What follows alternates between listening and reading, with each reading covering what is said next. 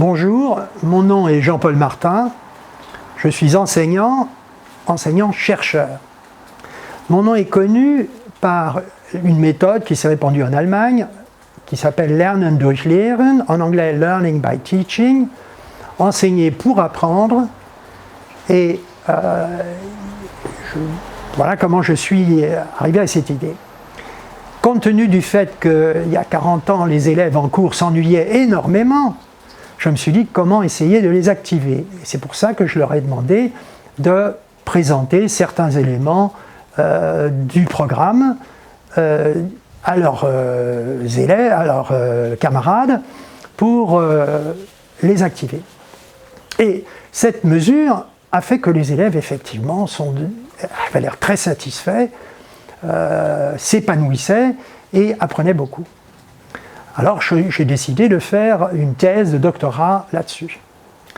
Et la première chose, donc je me suis occupé évidemment de la motivation, de la recherche sur la motivation, et la première chose que j'ai fait, j'ai été confronté à la pyramide des besoins de Maslow.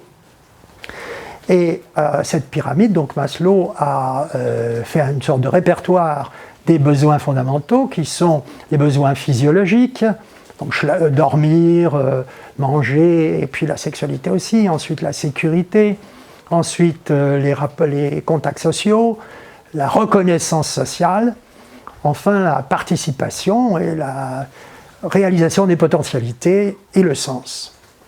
Et j'ai constaté que le fait d'enseigner leurs camarades faisait que les élèves finalement satisfaisaient tous ces besoins-là.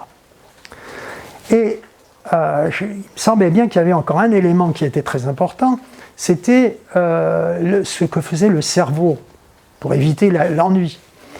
Et effectivement, le cerveau a besoin de traiter de l'information sans arrêt. On est presque une sorte d'addiction.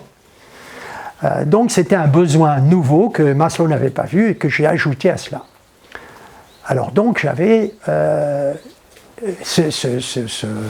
sorte de petite description de l'être humain et de ses besoins, très simple, très facile à utiliser, et je me suis dit, eh bien, puisque j'ai décrit l'être humain, je pourrais faire de ces besoins que j'ai décrits des droits fondamentaux, c'est-à-dire les droits de l'homme.